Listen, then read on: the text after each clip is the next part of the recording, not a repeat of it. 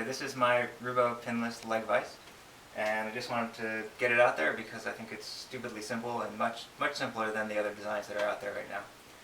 So first of all, it moves really smoothly, and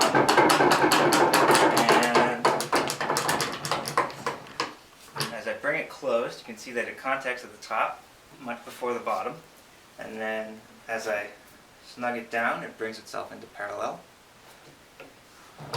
And the way that it works is that there's a couple bearings, both of which are probably unnecessary, but at the front here I've got a couple of skateboard bearings, and they're slightly height adjustable just to make it so you can tune it so it slides nicely, glides in and out nicely. There's the mortise.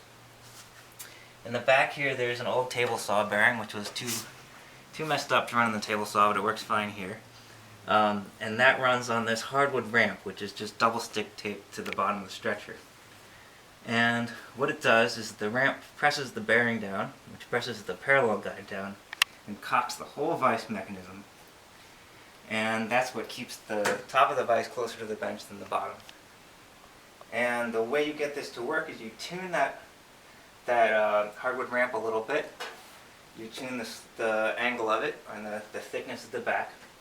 If you make it thicker at the back, a greater angle, then the vise will tend to have more of a gap at the bottom here when it's closed, and it'll be harder to get it into parallel, which is generally good, but it also may bind if you go too extreme on the angle there.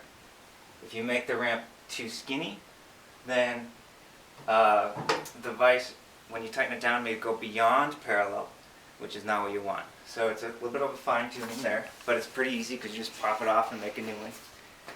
And lastly, I just wanted to show that it holds pretty good. So I put this here, no real effort to close it, and it's not going anywhere.